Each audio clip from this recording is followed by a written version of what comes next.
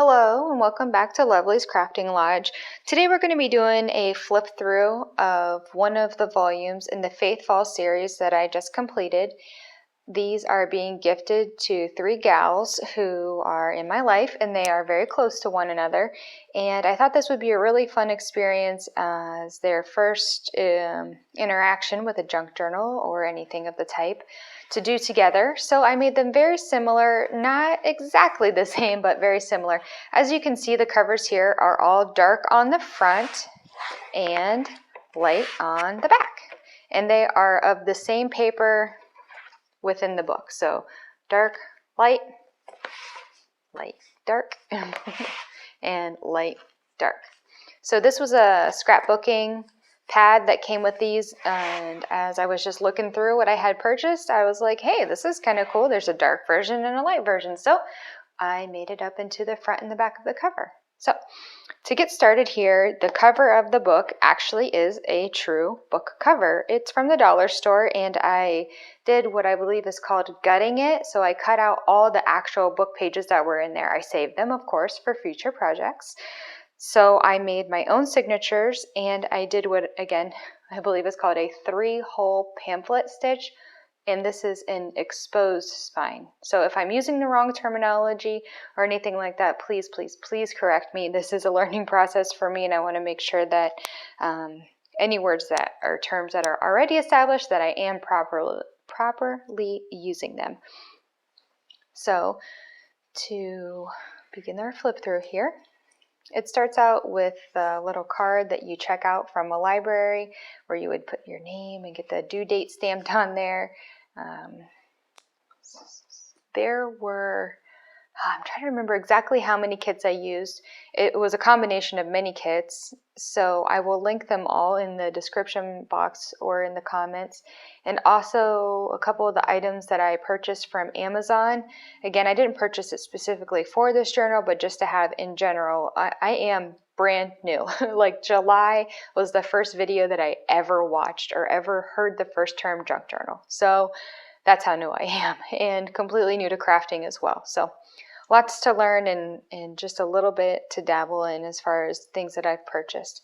So I did print all the kits on copy paper. I don't know that I would do that again, but I printed on copy paper, so most of the pages are backed with something else. This one's backed with scrapbook page, a little bit of layering here. This is some primary writing paper, and if you can tell, when I coffee dyed it, the lines actually bled, and I think that it was so interesting to give a different effect. I thought I had messed it up and I had to toss it, and then I was like, wait a minute, this actually looks kind of cool. So I did it a couple more times. This postcard here, I went ahead and did some work on the back here. That's a washi stamp.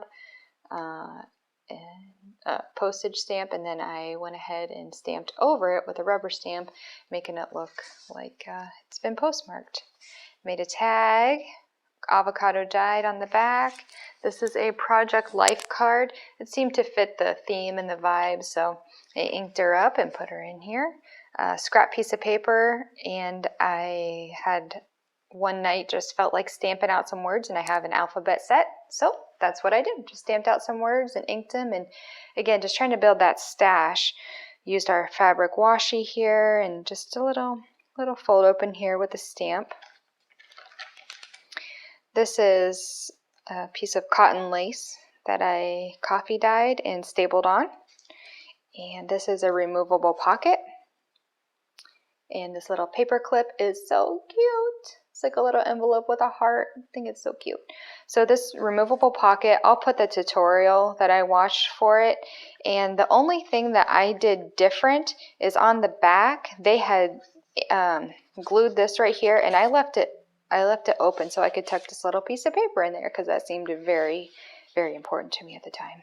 So, and a little printable, did a postcard, inked it on the back, and just attached a piece of fabric to it.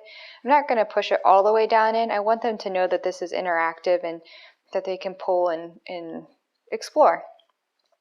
This coffee dye is actually a digital kit, and I do have true coffee dyed papers in here and different kinds of dyed papers, but this one was actually from a kit. And I did some liquid pearls on here, and I kind of speckled it throughout the journal to give it some interest. This is avocado dye and dye from tie-dye in a spray bottle, 2 separate bottles, and I sprayed it and was just kind of messing around with it.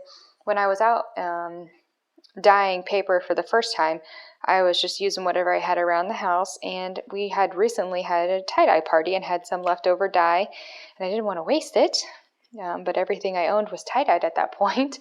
So I went ahead and just sprayed it on here. It got a little bit wrinkly, and I thought, oh, I better iron that out or press it out or figure out a way to smooth it. And then I thought, maybe what if I just inked it and almost accentuated the mark and the look that was there. And I think it looks amazing. And I did it on the reverse side also.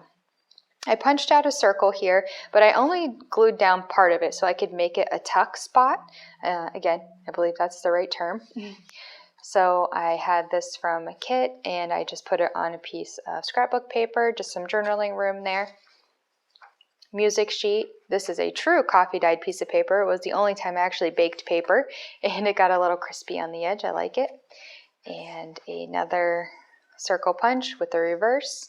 And this is from an eco-dyed kit, and from the printable that I had there. And I forget what I was doing, but this view caught my eye. Isn't that neat? It's not exactly side by side, so it's not matchy, but look at that, just a couple pages separated. Isn't that so cool? It's like a familiar look, but it's still on a different page. I don't know, it's like yin and yang or something. I don't know, it caught my eye when I was going through and making sure everything was accountable in there, and it just looks so cool. So this ribbon here is stark white. It was so bright. So I just had a little bit of ink on my dauber and I rubbed it on there, and now it looks like it was made this way. So that was attached with a tiny stapler, maybe. Digital. This is avocado dyed, and you can see how deep some of these colors got in that avocado. It was so much fun. If you have not dyed paper, I encourage you to just go in head first and just pick something and toss it on a piece of paper and see what happens. Super fun. All different things come out. This is another primary writing pad, but this one has a little bit more texture to it when it got wet. It did bleed also, but it just has a different effect to it. It was really fun to do.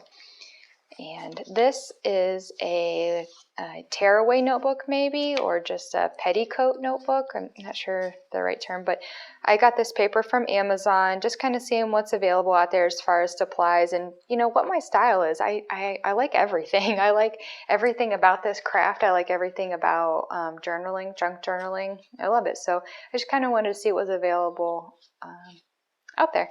And this looks as though I have sewn it into the book. I, in fact, here's the back of the page, boop, did not sew this into the book. So what I did is I did sew it. This is actually from the sewing machine, but I just took the piece of paper to the sewing machine and ran it through.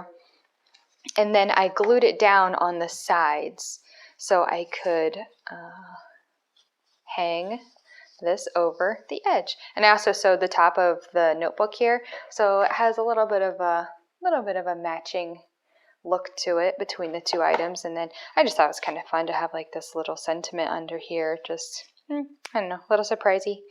And here's the middle of the signature, and I just went ahead and glued a little paper on here with some liquid pearls.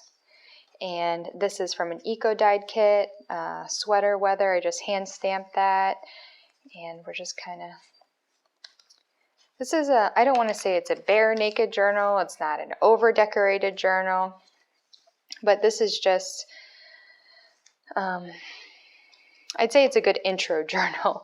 It's plenty of room to write, different textures, little bits to explore. Overall, I'd say there's minimal decorations compared to some other ones that I've seen. This is a Project Life card. Just inked it up to give it a similar vibe to everything that's going on in here. And again, just some things that I was stamping out one night. Here's actually the spine jewelry. I had them tucked in the middle here for some reason. So those are, we'll go over those in a little bit. So tag, and I made this multi-pocket here. Go ahead and take everything out so you can see what we got going on. So it's just a junk mail envelope. I glued a piece behind it, put a stamp on it, inked it up, and this is more of a bookmark style. It was one of the pieces I didn't use from the kit, and I wanted to. So it's a long pocket. The way I glued it down, it's long in the back there. And I have a postcard here, just basically inked up, and it can go here, but I actually wanted it to go into this slot here. So there's room to grow. They can put something in the other spot. And then just another tag, avocado dyed on the back. And this, I believe, was from a free kit from Artie Mays. And just kind of just display it out like that. And here's the end of our first signature and the start of our second signature. This is one of the things. It came, you know, 2 of these pieces came from the kit. One, this paper came from the kit, and then the sentiment came from another one. And I just put this tiny little border piece of graph paper that had been coffee dyed. I just think that little pieces like that, I know we talk about our scrap piles and things like that we want to pare down and whittle down, and I am trying to just, as I go through a project, use all the pieces that I create within it, maybe in another place. So that's where that baby ended up. Avocado dyed paper. And this is from the kit, another, I believe that was a free printable Project Life card. I just put washi on the top to make it look like a tag, and I glued it down because washi is, for me, unreliable. So ink this up. I actually had water on my ink dauber because I thought my pad went dry and blah blah blah.